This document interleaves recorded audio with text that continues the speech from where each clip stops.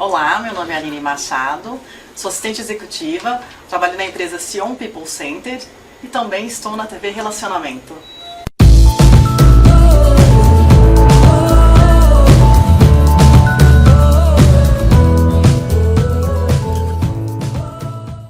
Olá! Hoje está sendo um dia muito especial para mim. Estou estreando aqui na TV Relacionamento meu programa Olho no Olho com Maria. Essa TV é uma TV cheia de conteúdos. E hoje estou com um cara muito bom aqui, um terapeuta, Osmar de Oliveira. Tudo bem? Tudo bem, e você? Me conta como tudo começou, como isso desenvolveu ao longo de sua vida.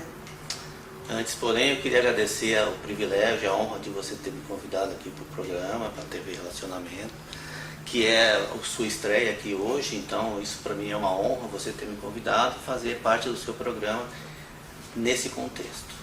Tudo começou mais ou menos na minha vida quando eu tinha 6 anos de idade.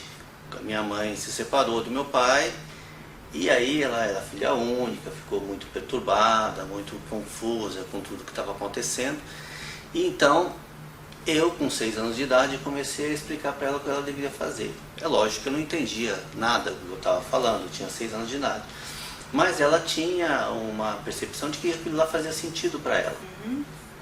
Era lógico. E ela começou, em cima disso, fazer o que eu estava falando e começou a dar certo.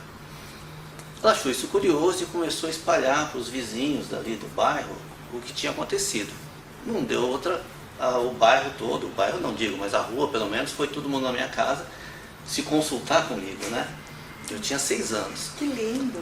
E aí as pessoas chegavam em casa e a gente tinha um quintal, minha mãe fazia pipoca, fazia bolo, na época tinha o famoso quissuca, ela fazia o quissuca, as pessoas sentavam lá nas cadeiras para depois virem falar comigo. E eu tinha um carrinho de plástico, ficava na varanda com esse carrinho de plástico, brincando com o carrinho. E aí sentava uma pessoa qualquer do meu lado e perguntava o que tinha que fazer da vida. O que eu faço da minha vida, em relação a emprego, em relação a família, em relação ao que fosse. E eu ia falando para ela, ia descrevendo o que ela tinha que fazer. Então acho que eu fui um dos primeiros coachings da história, né? E em cima disso as pessoas foram tendo resultados positivos, o negócio foi espalhando. E acho que a minha mãe percebeu que isso não seria uma coisa apropriada para uma criança de 6 anos ficar falando com um monte de adulto que elas deviam não fazer. E ela parou. E aí isso continuou em mim. Eu comecei a ter visões, eu comecei a perceber energias ao meu redor, eu comecei a ter umas sensações diferentes da minha idade. E os meus amigos da idade, da época, começaram a entender isso e enxergavam como uma brincadeira. E para mim também era uma brincadeira, eu não enxergava isso como uma coisa séria, né? Então era tipo assim, na minha adolescência eu sentava para conversar com eles, tomando uma cerveja, e alguém falava assim, vê que eu fui na minha encarnação passada. Nossa! E aí eu olhava para ele e começava a dizer o que eu sentia, o que eu estava vendo, o que eu estava percebendo. E a gente tomando cerveja e brincando, não era uma coisa séria. Nunca sofreu bullying? Não, com isso não. Aí nós continuei crescendo, entrei na adolescência, eu fiquei jovem e tal. E a minha mãe, coitada, trabalhava muito. E eu comecei a pensar numa forma de trabalhar para ajudá-la. E na época a informática era algo que estava começando a se despontar no Brasil. E eu achei que seria interessante trabalhar com sistemas, com informática. Consegui um emprego e fui desenvolvendo nesse emprego. E aí o meu foco todo era em cima disso. Era me dedicar à minha carreira, me dedicar ao meu desenvolvimento profissional e ganhar dinheiro para poder ajudar minha mãe. Só que esse meu lado espiritual, ele não ficou ele não ficou morto, ele ficou inativo. E aí a coisa foi se desenvolvendo, eu fui crescendo profissionalmente, mas alguns momentos as coisas eram curiosas. Lá na frente, quando eu já era diretor de uma multinacional, e já trabalhava num core business bem diferente, bem melhor, eu tive que apresentar uma proposta, isso é uma coisa curiosa a contar, tive que apresentar uma proposta numa multinacional com uma diretoria toda na mesa.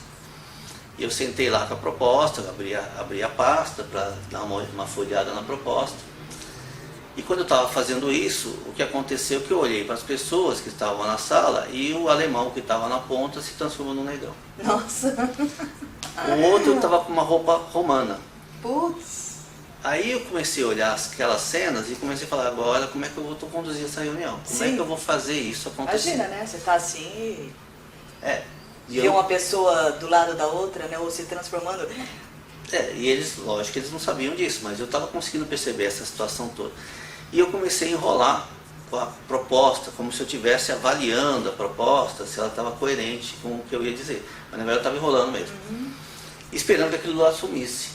E aquilo lá não sumia. E eu já estava pensando no plano B, do tipo, vou cancelar, vou dizer que a proposta está errada e marcar uma outra reunião. Só que isso ia criar um transtorno para mim, porque era uma diretoria, alto escalão, eles não iam aceitar isso imagina, né? de bom grado. Eu sei que depois de muito piscar, a coisa voltou ao normal. Consegui tocar a reunião normalmente.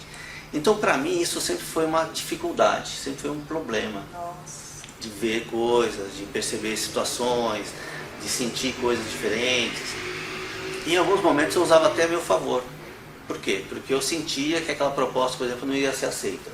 Porque alguém naquela reunião, naquela sala, de repente não estava de acordo com o que eu estava falando. Então eu conseguia sentir isso e ao mesmo tempo contornar. E eu tinha umas vantagens indevidas, digamos assim, em relação ao meu concorrente. Mas então isso sempre foi para mim um problema. Eu sempre encarei isso como uma dificuldade. E quando foi que você percebeu que poderia ajudar as pessoas? E como você se sente? Como você se sentia?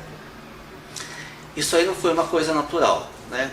Conforme a minha carreira foi seguindo, eu cheguei num alto escalão, diretor de uma multinacional, aquela coisa toda, eu estava numa zona de conforto muito boa. Né? Então eu ganhava bem, eu tinha meu status, eu tinha minha sala, eu tinha minha secretária, eu tinha tudo que o meu cargo me proporcionava. Só que dentro de mim, lá dentro, alguma coisa não estava legal, não estava satisfeito. Eu chegava na minha casa, olhava meus carros, olhava minha conta bancária, mas alguma coisa não estava legal dentro de mim. E é como se o universo tivesse virado um botãozinho de repente. E aí tudo que eu tinha eu comecei a perder. Então eu fui perdendo relacionamentos, eu fui perdendo meu cargo, eu fui perdendo minha conta bancária, eu fui perdendo tudo. Nossa. E a situação foi ficando cada vez mais crítica. E quando você entra nessa situação crítica, o que você faz normalmente? Você busca respostas espirituais. Sim. Né?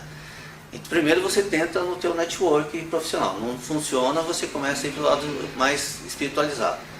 Aí fui em tudo quanto é lugar, leio tarô, leio carta, centro de umbanda, tudo que você puder imaginar eu fui, mas não tinha nada contra mim, porque eu achei que alguém tinha feito alguma coisa. Imagino, Né?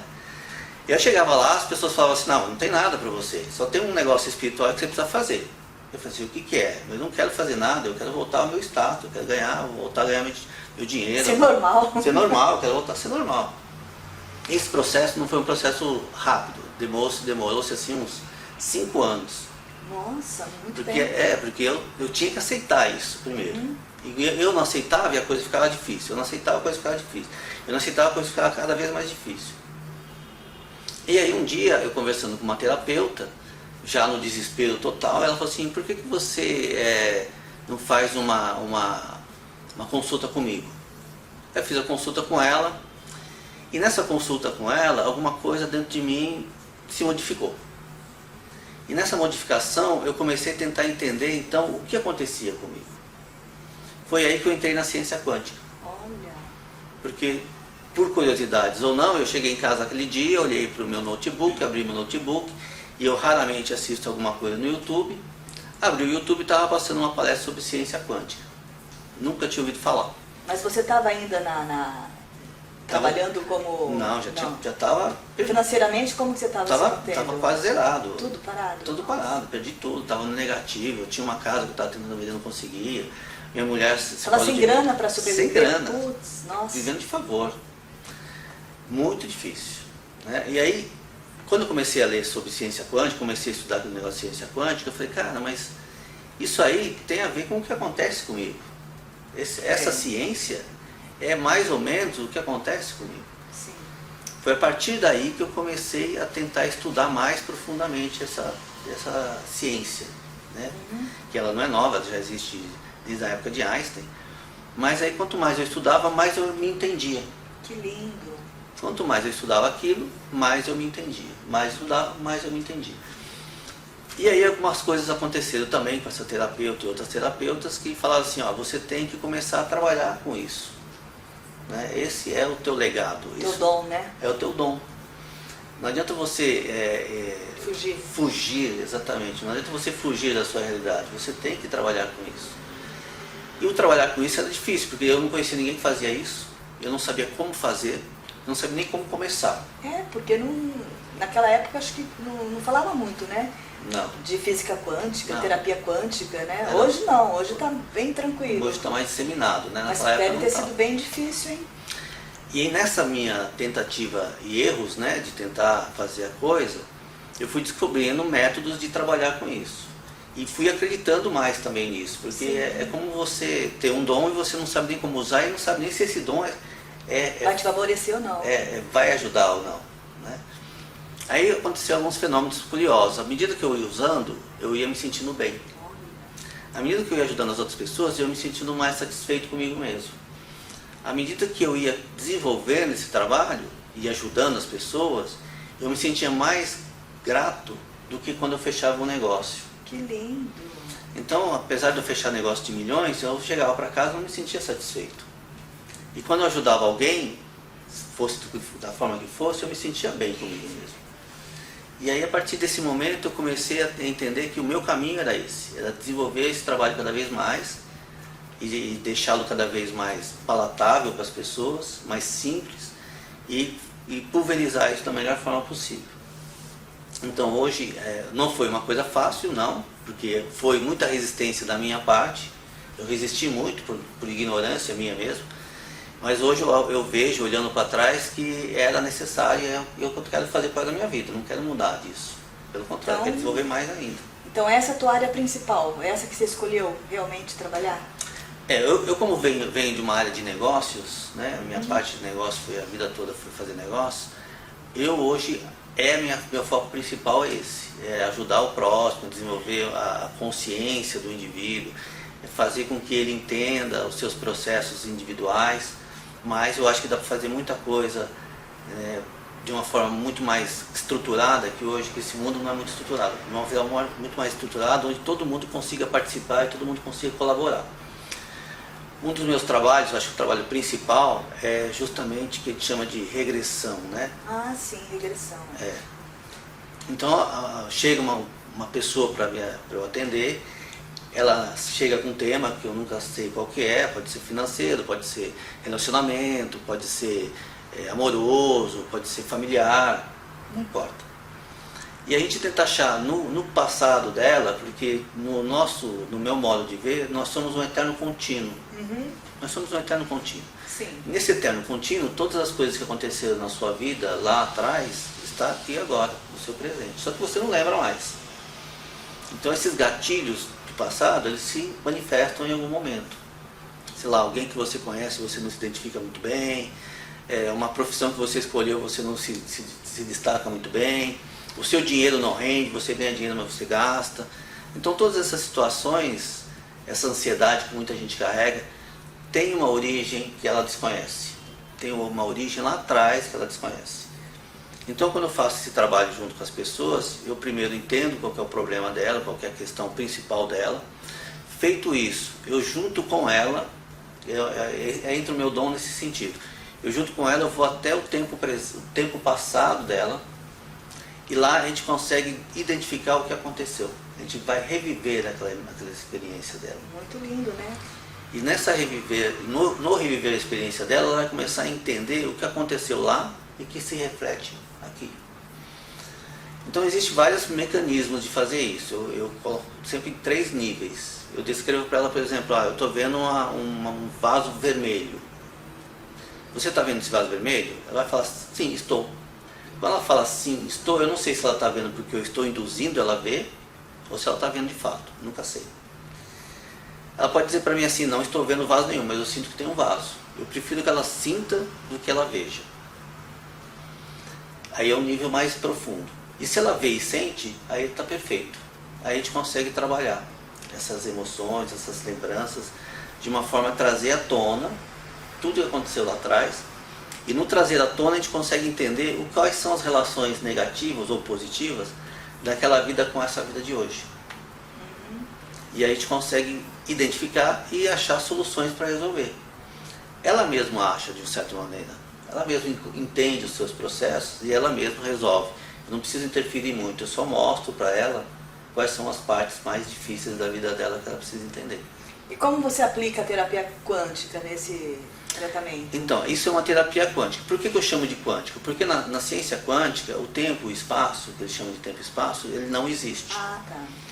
Por não existir, a terapia quântica acaba sendo isso. Você transita entre esse tempo e espaço com muita flexibilidade, sem esses nossos paradigmas. Nós temos paradigmas do tipo assim, eu não consigo ir para o passado, eu não consigo fazer tal coisa. O fato de você dizer não consigo já te limita. Quando você consegue transitar entre o teu tempo e espaço, quebrando esse conceito de que o tempo e espaço é uma coisa limitante, você transita entre as suas memórias. De uma maneira bem simples, é como se eu pegasse você e falasse, vamos voltar para a sua infância quando você tinha 5 anos. Você vai lembrar de tudo quando você tinha 5 anos. Mas quando você tinha 1000 anos atrás, você não vai lembrar, porque é muito tempo. Mas 5 anos é factível. Então, o teu tempo e espaço de 5 anos, o tempo e espaço que você tem hoje, ele é uma coisa contínua. Que legal. Você viveu toda uma série de emoções nesse período. E você usa pêndulo também? Porque... Não, a gente está desenvolvendo um trabalho agora que a gente chama de mesa radiônica, que é uma mesa radiônica, não sei se você conhece a mesa radiônica. Sim, sim. Que é uma mesa radiônica onde vai ter os nossos princípios. Que eu tenho um projeto chamado Espaço Cura, você me permitiu falar um pouquinho dele. O Espaço Cura é um projeto que a gente está desenvolvendo, onde vai envolver uma série de terapeutas e trabalhos que a gente vai juntar. É como se fosse um grande portal de terapias. Que lindo. E a gente tem, por princípio, algumas coisas nossas para desenvolver para a gente. E uma delas é a mesa radiônica nossa, onde vai ter os nossos princípios, onde a gente vai dar cursos da nossa mesa radiônica, onde a gente vai fazer trabalhos voltados para o nosso trabalho. E o Espaço Cura, além de ser um portal de vários terapeutas, a ideia é ela ser desenvolvida em âmbito nacional. Com isso a gente vai ganhar musculatura para trabalhar fora aqui de São Paulo, inclusive, né? E sem ter uma sede. A gente não quer ter uma sede, a gente quer ser que nem um Uber terapêutico. Olha que interessante. O pessoal puxa uma determinada necessidade, a gente vê quem é que está podendo atendê-lo naquele contexto, a gente coloca para ajudar. Belo trabalho, muito lindo. E é muito gratificante, né, ajudar, né? Poder ajudar. Eu comentei com você agora há pouco, né? A sensação que a gente tem quando a gente faz uma ajuda para alguém é completamente diferente quando você fecha um grande negócio. Quando você fecha um grande negócio, você tem a satisfação pessoal de ter fechado um grande negócio. Só que essa satisfação ela é efêmera. Ela é como se você comprasse um carro zero, que você vai desfrutar por algum tempo, mas depois aquele carro zero não é mais, ele não te acrescenta muito mais, né? Então, você fechar um grande negócio é como você comprar um carro zero. Você fica feliz, você fica satisfeito com aquilo, porque você realmente conseguiu uma meta, mas não é tão gratificante quanto ajudar alguém. Isso que você tem é uma espécie de uma mediunidade, é isso? É uma mediunidade. Que na verdade todos têm, né? Eu acredito que todos têm, né? Mediunidade. Todos têm mediunidade. O que muda, na verdade, é a frequência dessa mediunidade. Na ciência quântica, tudo é uma questão de frequência. Então, por exemplo, se uma pessoa só pensa em coisas materiais, a frequência dela está adensada para o mundo material. Consequentemente, tudo que ela enxerga é material. Se ela tem uma frequência mais de amor, ou de doação, ou de entendimento da energia, ou de ajuda ao próximo, essa frequência dela aumenta, consequentemente o raio de percepção dela aumenta também. Sim. E aí ela cria, como você disse, uma mediunidade.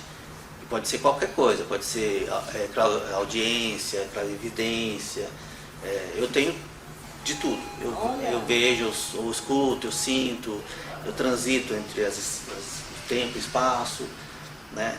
Então, e é uma coisa muito louca de explicar, porque nem eu consigo explicar direito, mas acontece, simplesmente acontece.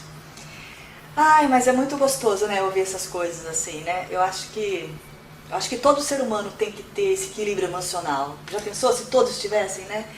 Essa coisa gostosa de saber entender o outro, de saber ajudar. E o mundo hoje está precisando muito disso, né? Tá. O mundo ele está numa fase de transformação, transmutação. Tá. Osmar, eu ficaria falando com você aqui por um bom tempo, né? Que a gente tem bastante assuntos. O tempo que era limitado.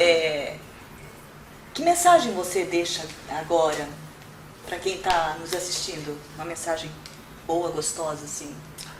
Olha, eu coloco sempre para as pessoas com quem eu converso, né, que é o seguinte: a ciência, ela fala que existem 2 trilhões de estrelas, de galáxias no universo conhecido. 2 trilhões de galáxias. Cada galáxia tem uma média de 100 bilhões de estrelas.